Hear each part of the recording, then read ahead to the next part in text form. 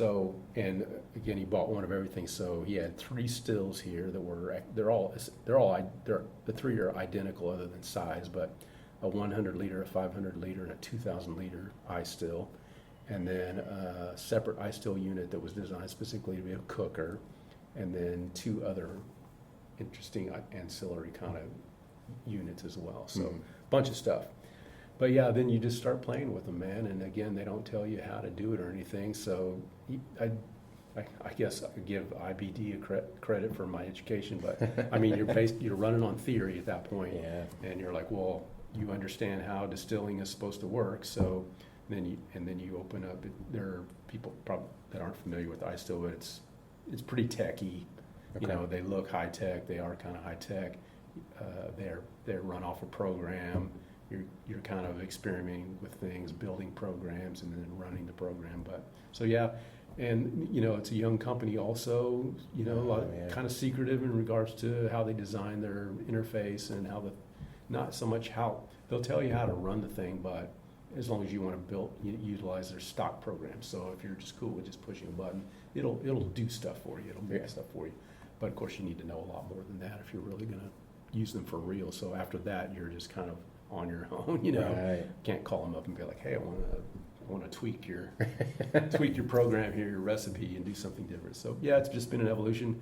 A lot of early on, just trial and error, getting the thing built properly and get it to make spirits properly and well, and then a lot of long nights and overnights in a chair sitting in front of it and watching it go through the program to see, did it do what I expected it to do, Right. or if I tweak this, is it going to do what I think it's going to do if I mess with that, or that kind of thing. Anyway, a ton of that, and then 5 years later, it's just like, you know, automated. Right. And you can teach another guy, like, here, just do this sort of thing. So it just, over time, you get there. Again, you have to be a trailblazer when it comes to what to do and what not to do. But Kind of, yeah. Kind of. I mean, there's other ice still operators, obviously, around of course, the world. yeah. I guess people are probably using it. I do always say here, of course, you know, we do get people that come here specifically because they want to check out the ice still, or they're considering purchasing it or whatever. And I do always say with them, I think I'm quite sure that we're the most intensive ice still user in the world. Really? But which is to your point, like, yeah, we've worked it pretty hard, figured it out pretty well. Now, did you guys start initially with just the vodka, the gin, and the bourbon whiskey? Yeah, when I started with Marcus, he was very specific that he wanted to do vodka, gin, bourbon, rye whiskey. Yeah, I guess that was our lineup. You know, those were for sure. A couple reasons for that. One is to get the bar off the ground, and we were going to have a bar from day one. So, you know, a specific lineup of spirits for that, just to get going. And then he already had definitely conceptualized his the products that he wanted to put out into the market to package and sell as well. Yeah. We do both, of course. We operate a bar with our own spirits, but volume-wise, the bulk of our product goes out into distribution. He'd already conceptualized that. He knew what he wanted to do. So, yeah, that was the lineup. That makes sense. Now, you guys have won medals with these spirits, right? Mm-hmm. So For sure. when you do, I imagine you've won many medals when it comes to beer, cider, you know, probably your own spirits back in the day.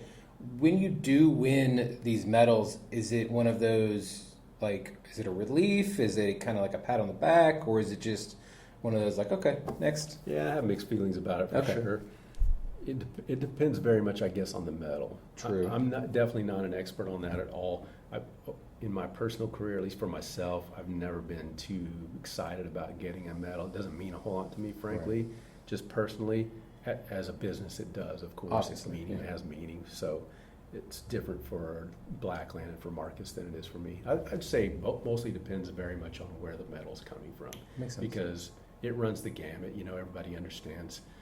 You have some institutions that have a great deal of respect for, and they're very, you know, it's very difficult to get a gold or a bronze or a silver medal from them. So those you're proud of.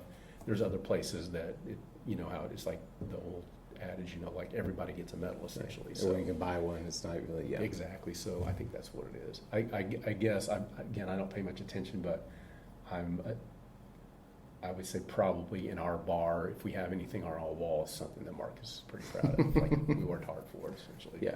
there's others that would probably get in the mail that he probably tosses like, oh, I'm not awesome, but I'm not going to put it on the wall. Right. We'll put it here on the fridge. So it's not that big There of a you deal. go. I'll put it in this stack over here. Yeah, with the other ones that I don't really care about. Mm-hmm. Now, do you have anything to do with the drink creations that do happen in the bar, or is that somebody else? No, man, I'm proud to say nothing literally. In fact, if you take a tour here, I will tell you specifically, I don't know anything about cocktails. Oh, making wow, cocktails. okay. I'm not even much of a connoisseur of cocktails, other than the fact that I really enjoy everything that they make up in Blackland bar. Yeah. But yeah, we're very proud. So we have a bar manager Mm-hmm. up there that takes care of all that. Our gentleman named Warren, he's been with us for a couple years now. Fantastic. He has his own staff. They run their own hours. So in many Wow. ways, it's like a separate business. Yeah.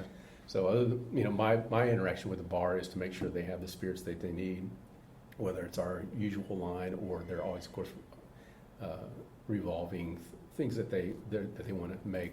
A good example, we have a rum week or a couple weeks. I'm not sure how to work out coming up in the summer. So I'm working on rums for them right now for that. Very Anyway, nice. so just making sure they have the spirits they need. In fact, I give them a lot of input. If I make something, like I'm making rum right now, blending stuff, and I'll take it to them, I rely on them significantly to tell me if it's good or bad, or, they want to tweak things. They're pretty hard on me sometimes, so I go, this is, this needs a little bit of work sort of thing. Yeah. But, yeah, so that's in some ways its own business, and so I love what they do. They do a great job, and they're all passionate about that in ways Yeah. that I just don't have the knowledge for. I do my thing back there, and then I just let them work their magic up there. Well, it's two different passions, but you guys obviously are working very well together. Like, so I was here this past Friday, as I was telling you, we were with about 5 of us, and I immediately recognized one of the bartenders because he used to be a bartender over at Four Kahunas, the Tiki Lounge in Arlington. Awesome. The first tiki bar in DFW. That's a good one too. And he was an amazing one because he was the only one that would really make tequila drinks. And I'm a big tequila guy. I love tequila, and he would always make great tequila. And because most of the time, if you're getting a tiki drink, it's mainly rum or it's Rum or rum. Yeah, rum or rum, basically. So anytime he would be working, I was like, "Can I get something tequila?" Oh, cool. And he would always be right on. And there was another guy that came over, and he was saying he was working on this drink that wasn't on the menu yet. He made it for us. It had like a whole egg in it somehow. All right. And delicious, absolutely delicious. Yeah, so, that's what I'm saying. Those guys are good. yeah, Right? it's another. So it's still creative, and you're still creating an art basically, but it's just a different way of going It about it. And you're the backside of it, and you're creating this stuff so that they can then. It's almost like you're creating paint that they can then go paint on a canvas. It's a good way to say it. Yeah. Yeah. I've always, back to kind of like the teamwork thing, I guess. But, not only do I know nothing about cocktails and I'd be a terrible bartender, but, even I've got guys that work for me here that know far more about the spirit industry than I do. Right. Like I've always said, like I'm such a productions oriented, work oriented guy. Like I just like to make products. So, but I've also said, again, I've been doing this for 28 years. I mean, that especially that period of time where I was building a brewery in Washington for 12 years and all that. Like I lived in that brewery. I was fortunate to be close to Seattle, and we had a lot of great connection there. So I also drank a lot of great beer. Maybe that's not that time period. Maybe not a great example. But I've spent most of my adult life inside of a brewery or distillery. Yeah. I have guys that work for me right now, and I have had in the past as well, that just literally know far more about the bigger industry. Like right now, if I went to Austin or something like that, and I want to know where to go drink beer, I don't know where to start. So I'd go to my guys and be like, hey, who's making the good beer right now? Where should I go, sort of thing. There you go. Or, I'm thinking about stopping at the liquor store on the way home. What should I buy? Right. What kind of, who's making good whiskey, sort of thing. So, yeah, I'm definitely not as knowledgeable as I could be. In fact, another great example of that is Marcus and I went to Louisville about 2 years ago together. Oh, wow. For a conference, and to do some real. Marcus was great about setting up some great VIP tours and whatnot. I'd never been to Louisville in my life, Same. so Yeah. again, been doing this forever.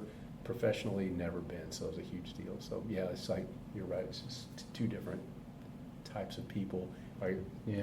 different passions. True. Yeah. And those guys, again, back to the bar, those guys are just passionate about making cocktails. Yeah. And if you get the right ones up there, like you said, boom, you've got something amazing. Yeah. And you make a whole table of people happy, then you're doing a good thing. Yeah.